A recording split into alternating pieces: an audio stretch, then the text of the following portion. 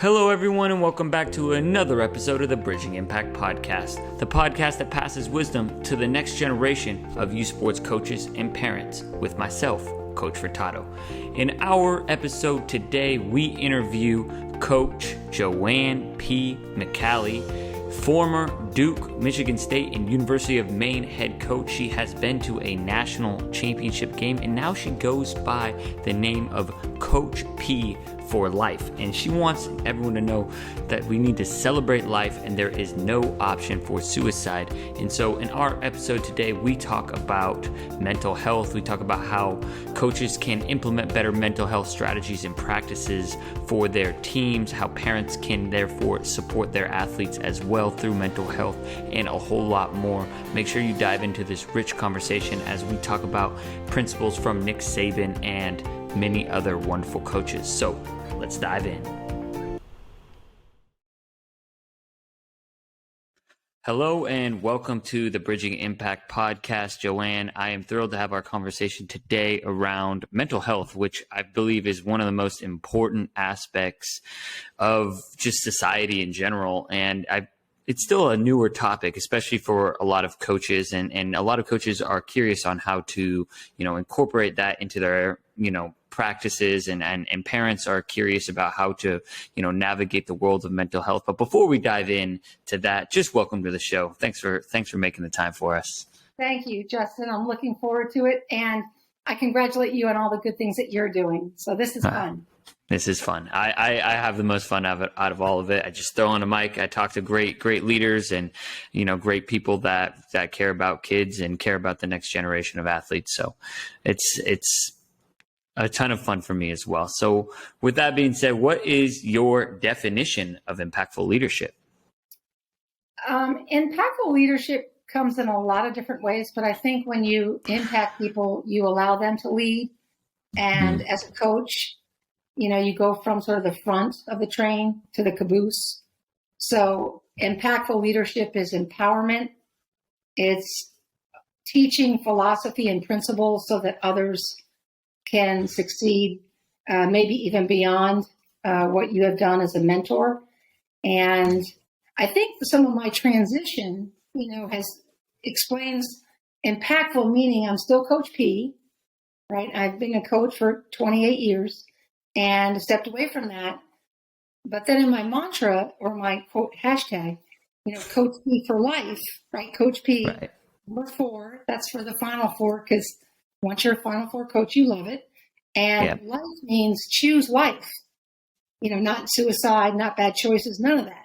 Okay, the reason why I'm telling you this long story is that I think that you have to be able to be impactful consistently and in many things that you do. So I'm just coaching a much broader audience now as Coach P. But interestingly enough, my leadership principles or principles of impacting others are consistent across the board. And so I think that some of the sports lessons are really needed in life now. Sports lessons, sort of that A is A. No, you didn't touch the line. Or you didn't, or this person is a little bit more talented than you, learning your role in life and learning the role that you can develop, your future image. So again, impactful comes in a lot of places, but I know as a coach, I always had a future image of a person, of a player. And so if you can lead and be impactful, you can help your, student athlete or whomever to reach that future image and perhaps even further. But I think the key is it's changing, right? It's a little more collaborative, to make impact and to get the most out of people. But it definitely is a great feeling, to feel that you've made an impact on any human life might be the greatest feeling ever. If you've improved somebody's condition or you've improved their confidence or you've challenged them further than they thought, impact comes in different forms. It's immeasurable, right? There's no data that can be scientifically be like number of impact. And before we dive in, there's a lot there that I would love to touch on, but I'd love for you to have the opportunity to share about your story of how you are now a coach of people in the general population, and how you kind of have come to this definition. Yeah, I mean, through years and years of experience as a head coach. I mean, I was a head coach at 26 and coached for 28 years. I think the diversity of my background, University of Maine, Michigan State, and Duke, really is helpful in terms of relating.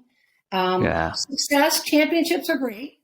Getting to the national championship in the 5 years, just 5 years at Michigan State, coming to Duke, working through the 4 straight Elite Eights, and all that success was absolutely brilliant. But what's been very clear since stepping away from coaching is that you do think of impact. You think of the individual student athletes. You think of the times that you were really helpful to them. You mostly think of the times where you weren't quite as effective, or maybe you didn't say the right thing, or maybe you didn't really get them to the highest level. And that's what I've learned about stepping away from coaching. It's really interesting that you remember the challenges. You remember more of that.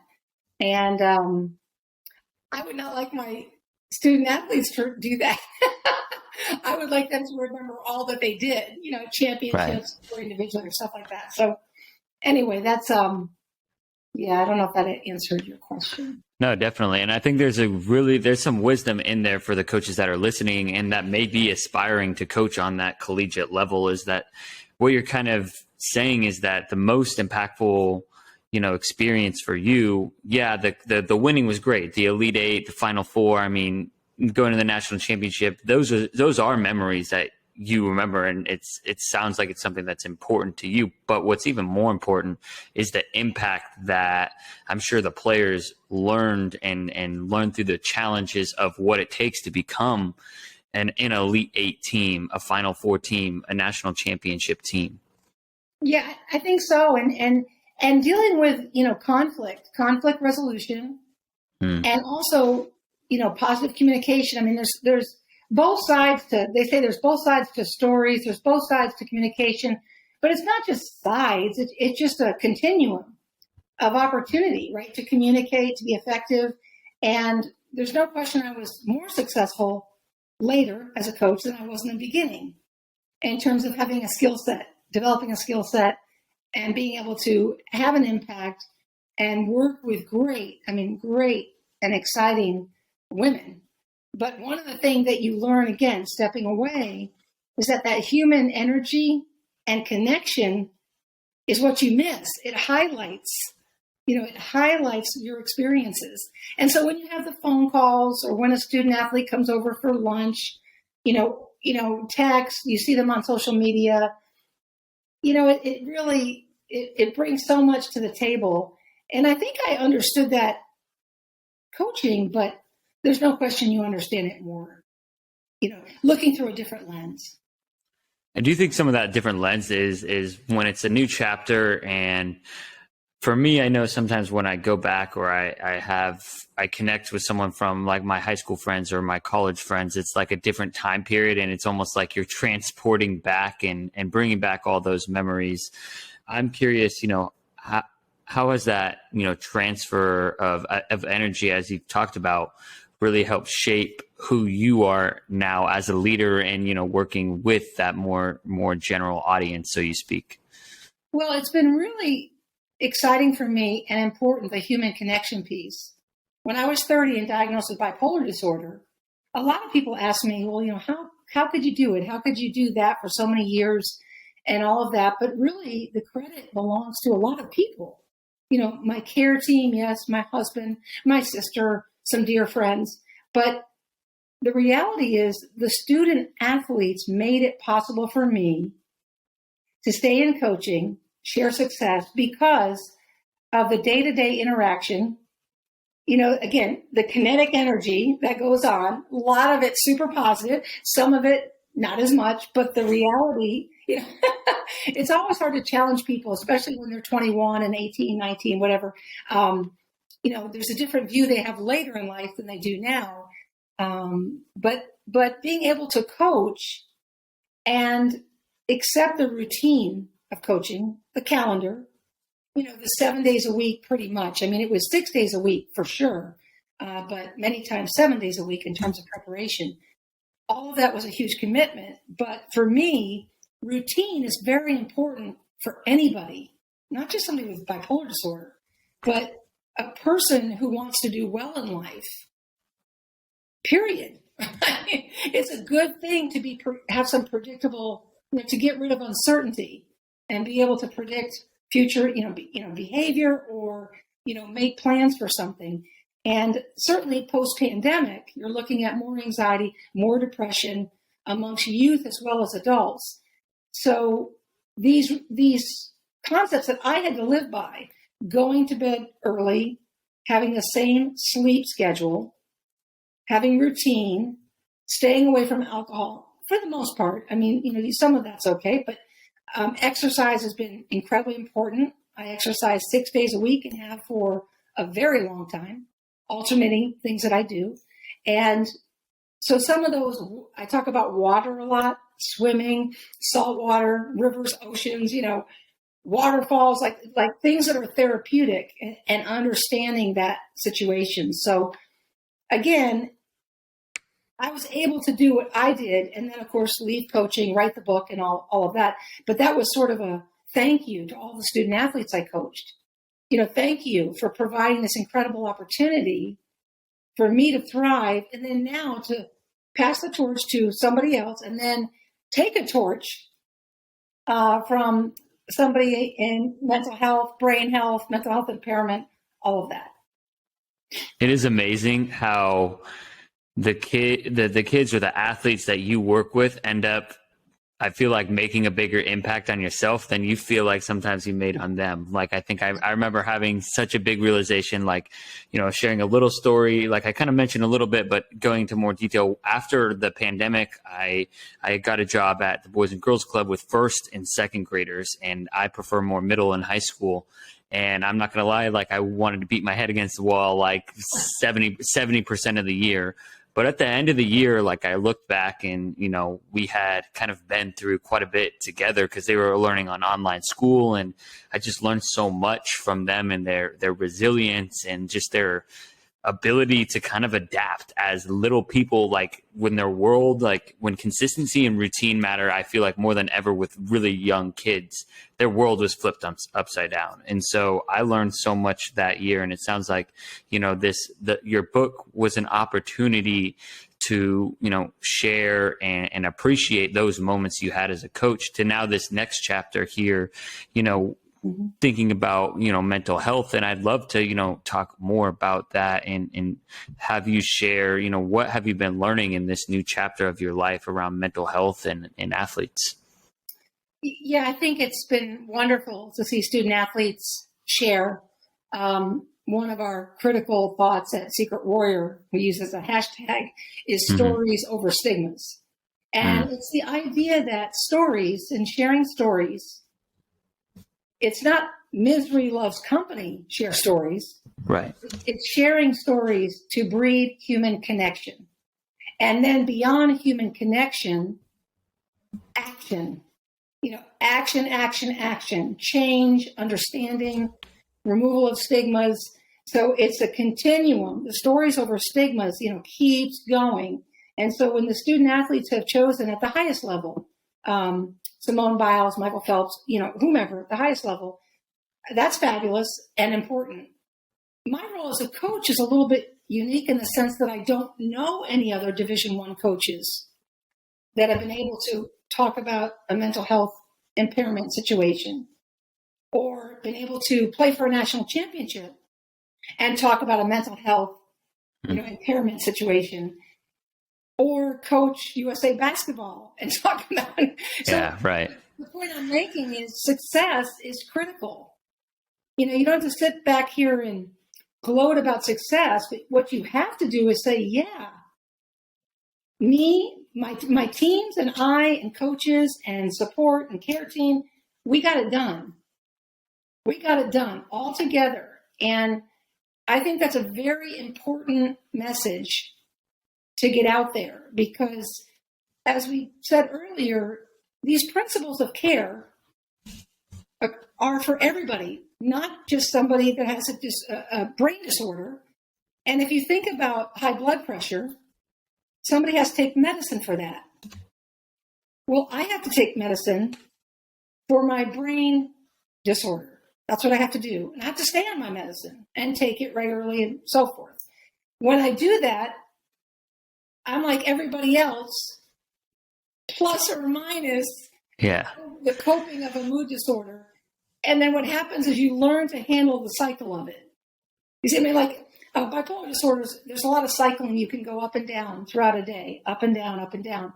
But the way these women and practice and coaching and all of that, the way that worked out is it kept me very whole and centered. But I'm not going to try to make it special, like it's something I'm glad I have. Right. Absolutely not. And there are times somebody asks me, how did I cope? One of my answers is, I learned when and where to cry. That's a big part of, because you cycle, you go up and down, you have moments, you know, all those things. But right now, post-pandemic, you've got 45% of the country that in their own way cycle up and down and feel frustrated, as you said, uncertainty, and that role is very, very critical.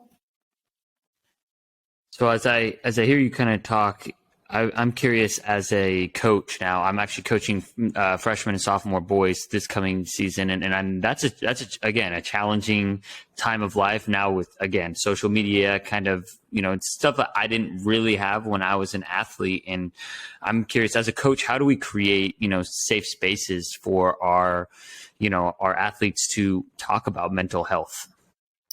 I think that looking for inspiration and education as much as possible. I mean, through people or, you know, these types of things. You've got podcasts, you know, you've got opportunity to reach out. I know that some of the favorite things that I do are Zooms with teams, like Buffalo University, for example, doing a Zoom with a team, sharing my story as a baseline so people can see, oh, this coach had issues.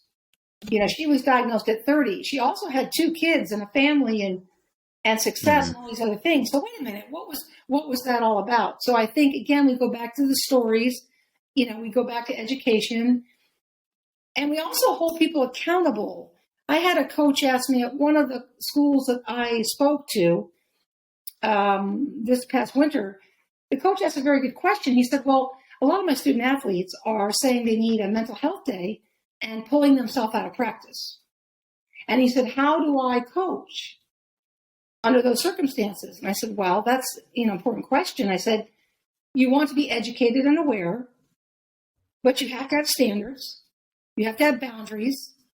You have to create a situation where certain behaviors are what you're moving towards. And if somebody's requesting a mental health day, well, grant that, but at the same time, are they seeing a therapist? Do they have a care plan? Like, it can't be this random mental health day. I mean, you got to have some background to have a care plan in line. And are they getting sleep? I mean, fundamental things. You know, you can't stay up all night doing different things and then call for a mental health day. Okay, like, right, I mean, yeah. You know, college students can do a lot of things, right? So there has to be some consistency how we work with students, you know, student athletes and all levels, because you have to be, you have to have the deeper conversations. I like that, because that was actually one of the questions I was thinking about before this podcast is, like, there's the nuances of, like, you know, there's mental toughness, and I'm thinking about, you know, kind of the old school 1980s, 1990s, like, I guess, you know, put a trash can in the middle, and at the beginning of the season, we're going to run people until they puke, and right. And so I say that because I feel like there's the old version of coaching is just like, just get over it. Right. And now you're talking about, you know, athletes asking for mental health days, but I didn't really think about it in terms of, okay, you can have a mental health day, yes, but what's the care planned around it? And I think for me, I'm almost curious, I have a pretty good care plan around. I try and, lift 4 times, play basketball 2 times. So a similar thing, and making sure I go to bed a similar time and eating healthy. So all those different care, and I meditate and I journal. And so that's, taking care of my mind and my body and obviously my spirit. So as a coach who works with young athletes, I want to help, pass that bridge that impact on to the next generation of athletes. And I know that, sometimes, like you talked about, reference a little bit earlier, where like athletes sometimes don't recognize where you're like really trying to help. Sometimes they're like, oh, now coach sounds like my mom or dad, so I'm just curious what your thoughts are on that. Well, it's true. I mean, we're trying to mentor, right? We're trying to teach, and we're trying to be parents. And I think that teaching has evolved. I think generations change. I definitely remember, the days back with the trash can. I never put a trash can out, but I had a few, student athletes. They were close. So, I think there's some of that, but that hard work and work ethic should not be confused.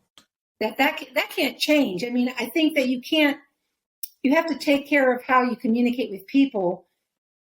Ironically, one of the things I noticed about myself was I was a 26-year-old head coach when I was diagnosed at 30 with bipolar disorder and on medication.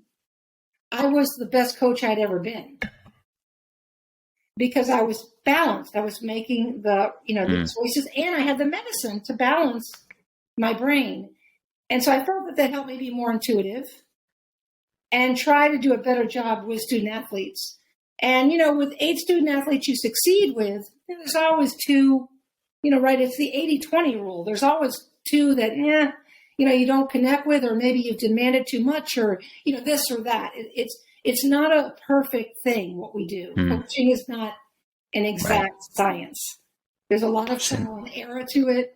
And as we moved into a different generation, what I found in coaching is the demanding leadership that you could see with many great coaches. Pat Summitt, for one of them, beautiful human, the late great Pat Summitt, one of the most demanding coaches ever. And,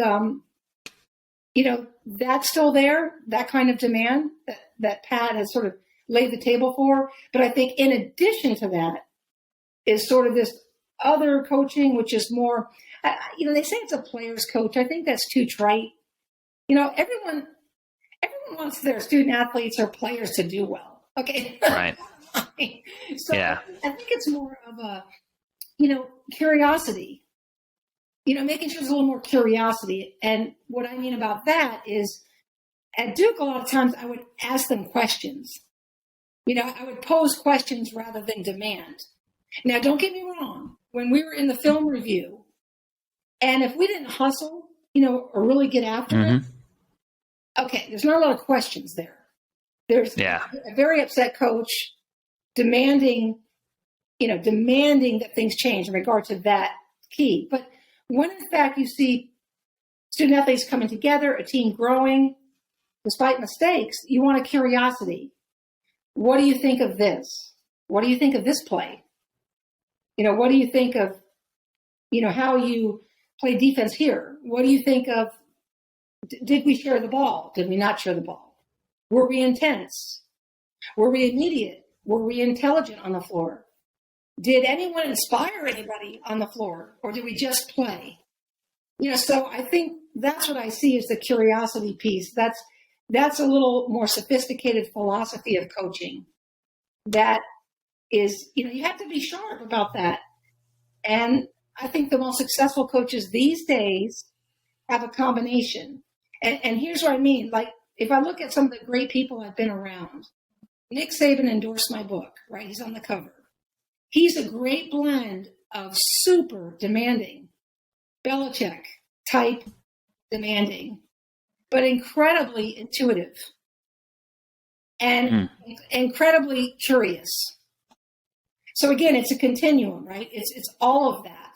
When I look at Coach K, obviously one of the greatest ever as well with Coach Saban, working alongside of him for 13 years, incredibly demanding, but very curious and very interested in teaching thinking, not just playing. And so, like Tara Vanderveer, another mentor of mine at Stanford, okay, brilliant coach, okay, the most career wins of anybody, incredible. Well, she is very good about detail, very demanding, again, very intellectual, very curious, and very able to reach at different levels there. So you can kind of go through these great iconic coaches and you can see a pattern. And some people, like just from the media eye, that doesn't count. Like some people will say, oh, Nick Saban really went after that person on the sideline or whatever. But right. You're seeing a snapshot. I was able to shadow him for a day. And that was wonderful. The only female to do that. And I tell you what, that was one of the greatest coaching experiences I've ever had. But it's so much more sophisticated than the Twitter answer to things. It's much more sophisticated. Yeah, I think that's an interesting point. And it's probably because we live in a soundbite era where, it's a 30-second Instagram clip. It's the 150, 250 character Twitter clip that we want those little short answers. And to me, what I'm almost hearing is that, like, a lot of times we try and box, honestly, we try and box athletes. We put athletes in a box, but sometimes we put coaches in a box. Oh, they're a player's coach. He's too, nice with his players, right? Oh, that's a demanding coach. He's a Bobby Knight. He's going to throw chairs at his players, right? And it's like, okay, well, no, they're not going to throw chairs at his players. You can be demanding and curious and accountable, but also be like loving and care about your players and curious about them off the court as well. So that's definitely something that I'm trying to learn and implement in my own ways. I think naturally I'm the person that, like, I really care about the person off the court, but sometimes I lack the skills and, sometimes I'm harmony over truth. I actually had this conversation with a coach this weekend. And so that's something I want to get better at, is because I have very high standards for myself and I need to start passing that along as well. Yeah, I think it's a process. I mean, it just takes time. I mean, I was a coach at 22 at Auburn. I went to Final Fours. Joe Champy was my boss and one of the great coaches. And so he showed me, here's the Final Four. Here's the Final Four. Here's the Sweet 16. Here's the Elite Eight. So I'm like, oh, okay, I get it. But I chose him as a mentor. I had a choice to go to another school, but I chose the harder decision. I went from Chicago downtown to rural Auburn, Alabama at the time, way back. And so I encourage people, you got to choose people, not places, and you got to set yourself up, for getting mentorship, because coaching is a craft. It's not done overnight. And I was just talking to a coaching friend of mine today, and we were talking about how no one's going through the process anymore. Being an assistant coach, becoming a head coach at a mid-major, going to a bigger program, and then, again, going to another big program and taking the steps. And I was a mid-major head coach for 8 years at Maine. We had lots of success. We did, a lot of fun things, great people and players. But I made a lot of mistakes in that 8 years. So I mean, people are skipping the mid-major route, going directly into high-powered coaching. And I see mistakes all over the place because, now that I can look from the outside and I'm like, wow, things aren't as fundamental. And everyone thinks the dribble drive offense suits everyone. It's so funny. It's ugly basketball when you don't match your strategy with a skill set. Player, yeah. I mean, to me, we were always looking, okay, if we had a shooter, one shooter on my team scored 1 million points against Notre Dame as a freshman, okay? And it was a certain reason for that. We set a bunch of screens for her. She was a great shooter, okay? If she doesn't get those screens, she doesn't score. I mean, so you have to set up what you do according to, what works for a team. I always argued that offense is changed every year to a point to satisfy the needs of the team. And you can always win with less talent and with more talent. You can always find a way to get there. And then your defense has to be very philosophical and not change that. Like, it's got to be a fabric of what you do, because again, in basketball, you can't always outscore people. Right. I think that's an interesting point. And I want to go back to your first point you were making about, the mentorship aspect and skipping the steps. And I think that's something that I think it really exploded during the pandemic. And I feel like also with like coaches, I'm a Rams fan. So like Sean McVay, head coach at 30. Now I'm a Ducks fan as well. You have Dan Lanning, head coach. I don't know. He's like 36 or something as well. He's very young. And so people are starting to see a lot of these younger coaches, and they want to, I guess, prove to their friends, whether they're college teammates or whatnot, that, hey, look at me. I'm the head coach at UCLA. Right. And so those skipping steps is, you can't skip steps. There's no shortcut to success. And like, I feel like all these like how-to videos and they do get the listens and the clicks, but like you have to put in the work and you have to make the mistakes. And I'm curious, what are some of now that you're on the outside, what are some of the biggest mistakes that you see? It sounds like, player not matching player personnel to system is one of them, but I'm curious what other mistakes that you see. Yeah. And I think you can be young and be very, very successful for a head coach. So you can be young, right, but you made the point. Have you put in the work? Have you really studied it? And that's critical. Like, one thought to me is I just read an article on John Shire at Duke, right? He's coming after Coach P. He's got a really exciting opportunity. And I was so impressed. He has a lot of different ways in which he's tackling this new assignment. He's learned from the best, from Coach K, but he has other skills. Like, he's young. He can play video games with his team. Yeah. He can veto them in video games, and he can beat them in shooting contests. And that's pretty cool considering the level of, player there. And with John. But I think the point is he's got referent power, right? He's got referent power. They can relate. That's called referent power. You can reference somebody like John, and they can say, oh, he's won a national title at Duke, and he's, coached at Duke. And so obviously he understands. And so that really breeds comfortability. And I'm excited to watch him because he's also put in the work. If you read about his scouting reports, if you read about, people he's recruited, it's not all recruiting. A lot of coaches think if I just recruit the best players, we're going to win. And it's a whole different story.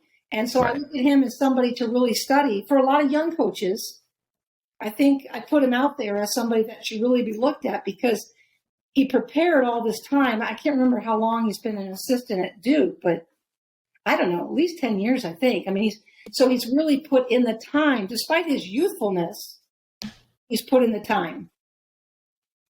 Yeah, 1,000%. And I'm drawing a blank on the new North Carolina Tar Heels coach, but I know that he has a similar path of like, putting in his many years as an assistant coach at North Carolina and in other schools. And so I think that's a good point that you bring up, that you can be young and successful. Maybe if you started at 12 years old studying coaches, or whatever it is, right? Whichever you're studying and going for, is like, there's no shortcut there's to this hard work. And to kind of bring it back almost to our mental health point, it's almost like there's no shortcut for taking care of our own mental health, right? Like you have to create some of these routines, that work for you, right? Certain amount of vegetables and fruits may work for one person and not the other, but it's all about kind of putting in the effort and energy towards it. And so as a coach, what are some ways that you can kind of encourage that and kind of, not necessarily reward it, but help build those habits? Well, actions speak louder than words, right? So 1,000%. If you're going to expect people to exercise or, I don't know how to swim or whatever you expect of people, make sure that you are leading and showing that you are trying too. Not that you're perfect, but that you are trying, right? So you can lead by example. And obviously, I think goal setting is very important, but I don't believe in it entirely. And what I mean by that is I believe in process. You have to convince individuals to love the process.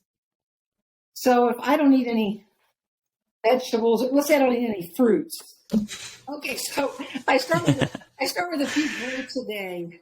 So Yeah. you just have to want to love the process, the outcome, the championship. The no scoreboard mentality. You want a team that doesn't look at the scoreboard. If you think about it, Right. you want them to understand where they are in the game without looking at the scoreboard. I think the no scoreboard mentality, which I learned from Nick, Coach Saban, some of that material is really, really important because when you share that with a team, we want to be so good and we want to bring the best out of each other that in fact we don't look at the scoreboard. That's an example of where we want to be in terms of being committed to the process.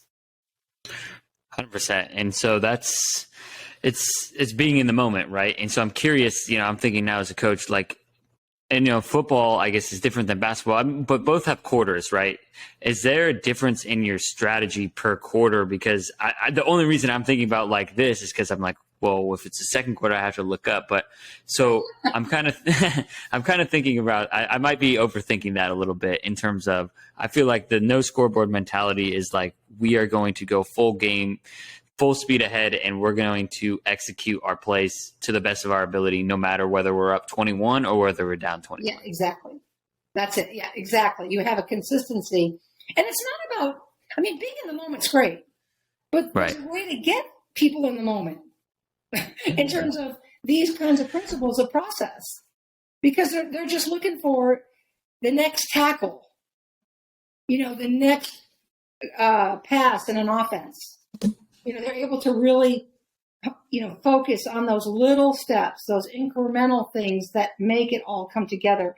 And I think part of society we're getting away from that. Society is very emotional right now. People are being put in boxes left and right. There's boxes everywhere. And it's getting really heavy, instead of just all of us, human condition, all of us as humans. And I think that's a critical piece to remember in all this. And I think sports teaches us a lot about these things. Right. Because I got to pass the ball to everybody. And we've got to be a team, because if we don't rely on each other, well, chances are we're not going to do well, especially in the team sports. I feel sad for anyone who's not played a team sport or been a part of an orchestra, or something where you really need to rely on others. And it's not a matter of if they're tall, if they're short, if they're quiet or talkative. Like, it's not a matter of any of those things. You look at the services. My dad was in the Navy. And why do people like the services? Structure. Obviously, for our country, defense of our country.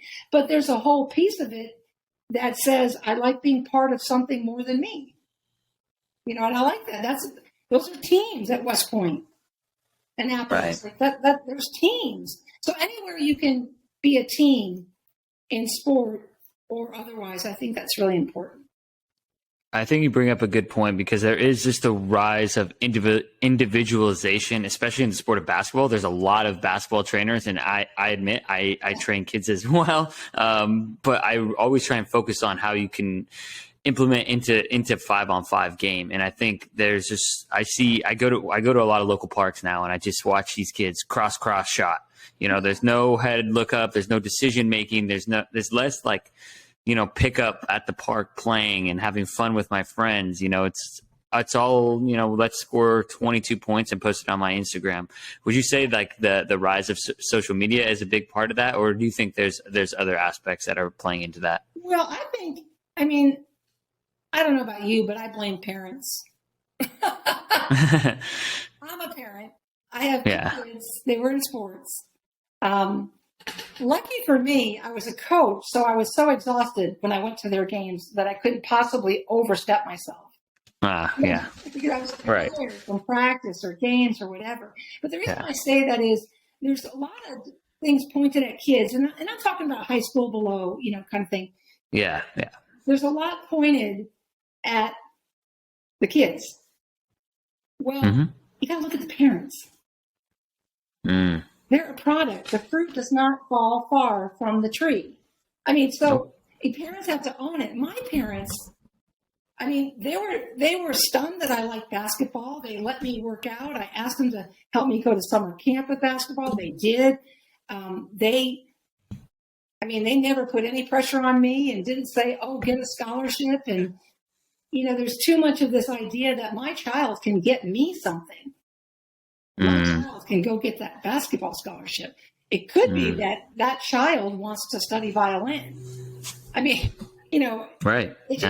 You have to follow your passions. And as a good parent, you have to step back and observe your child's passions.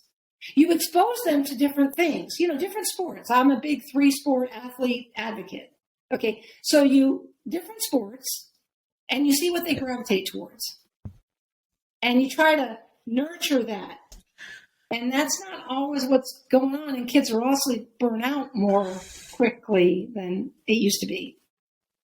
Right. Yeah. No, I played multiple sports. I was only 2-sport for most of the time, but I tried football and soccer. That weren't for me. But I think you're bringing up a good point, as it's like youth choice and youth empowerment and player empowerment, that they have to choose what they want, and that there is so much pressure when they go to a game and their parents want them to score that 20 points. And you know what? They're cool with just playing with the team and having fun, but then they go home and get a lecture from mom or dad. Oh my goodness, you didn't score 20, you're not going to get a scholarship. And the sequence goes on and on. So, what are some of the thoughts around how can parents help support their athletes? And I kind of hear that it's choice and support of the decisions they want, but what are other ways that parents can, create a safe space for athletes at home? Well, I want to get back to the trainers for a second, because the trainers 100%. do a much better job. If I'm a trainer of a young person. I'm taking notes. Yeah. Okay. I would have X amount of questions that I ask the young person before we get started. Okay. Do you play high school basketball? What's your role on the team? What does your high school coach want you to be able to do? Do you play AAU basketball? What does your coach in AAU want you to do? Do you have good grades? Do you study? Do you have any issues with working hard? I would ask a plethora of questions. Right. And then say, okay, this is what we're going to do. It seems like you've got to do this for your high school situation. Maybe you play inside in high school. So we're really going to work on your inside in the paint, block to block, high post. We're going to really kill that. And they say, oh, but I don't want to do that because I'm going to play outside. But then you say, well, a great player can do anything, right. Stop or whatever. So then your AU coach wants you to play outside, perimeter. Okay, now we're working AU ball here. We're working perimeter skills. So you can work in concert if you're interested.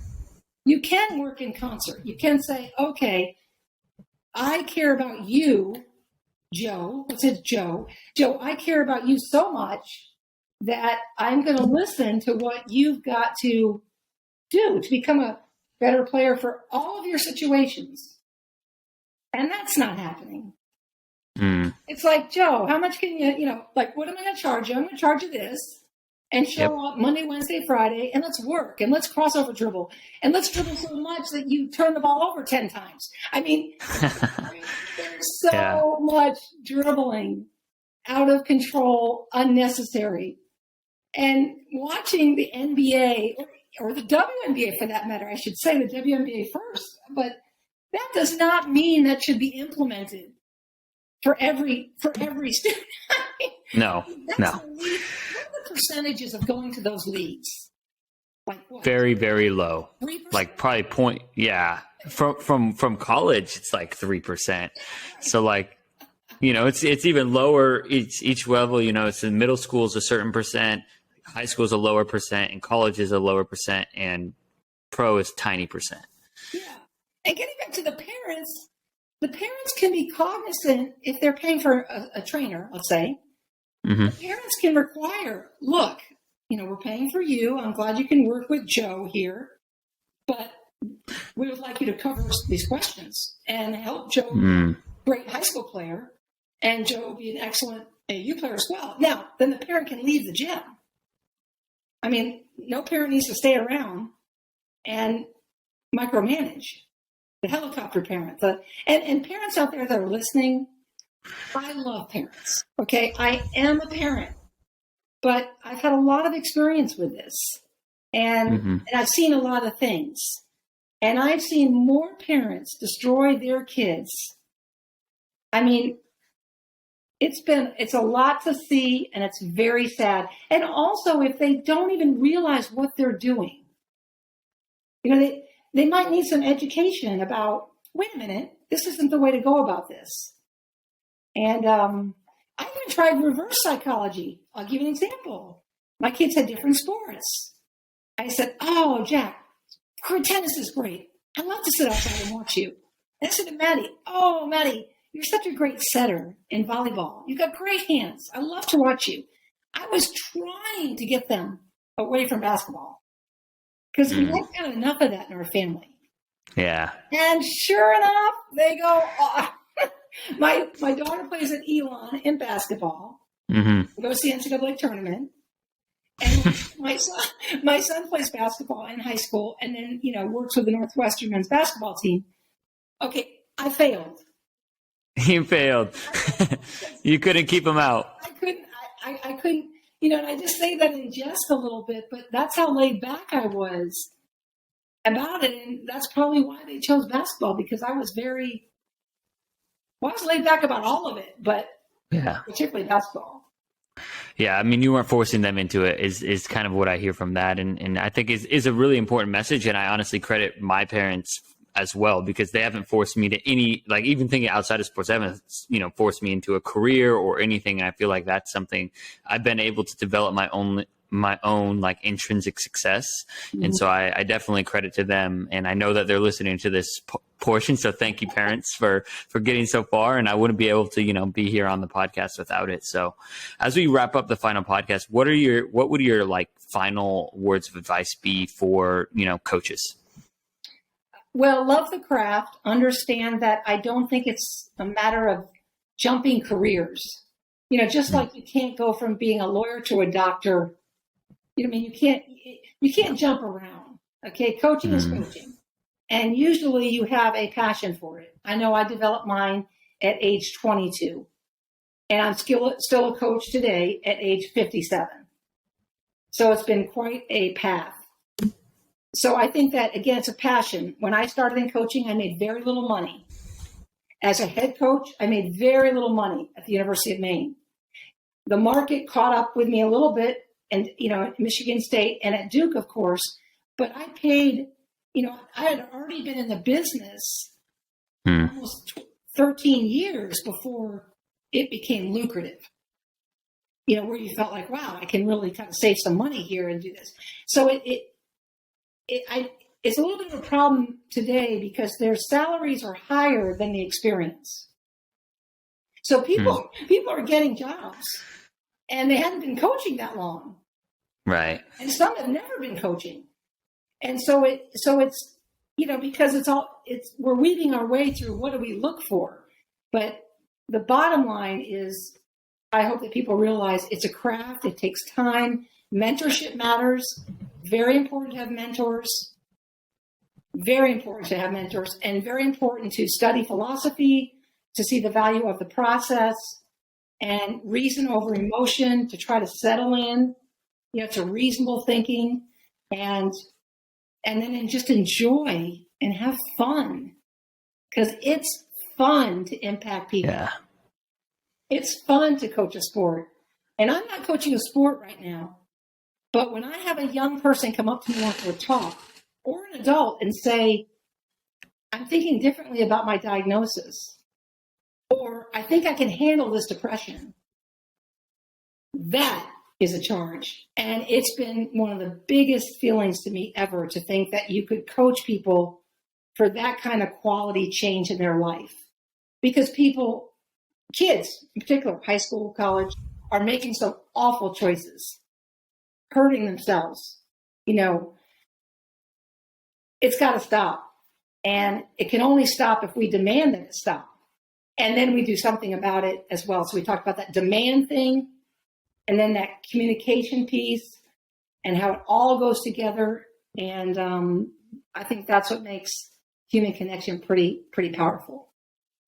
Yeah, human connection is really powerful, and I appreciate you for sharing all your stories today and sharing about, you know, the mentorship, and it's about loving the craft and the journey, and that, you know, you're telling me I'm probably not going to be the head coach of UCLA next year. I think I might, maybe I'll put in a few more years, and so honestly, I want to stay on the youth side of things anyways, so that's like a personal note. But, you know, it's just falling in love with the craft and continuing to learn, and so I appreciate you and your time today. Now it's your time to, you know, share your book with the audience, and also where can people find and connect to learn more? Thank you for that opportunity. My second book is called Secret Warrior. My first book is called Choice Not Chance, Rules for a Fierce Competitor. So my first book was about going from Michigan State to Duke, and it's a coaching book, and it was those challenges. This is my second book, Secret Warrior, and I published it in, February 16, 2021, I guess it was. And it tells my story as a coach facing an ultimate challenge of brain health issues, being diagnosed with bipolar disorder. And it has a coaching feel to this.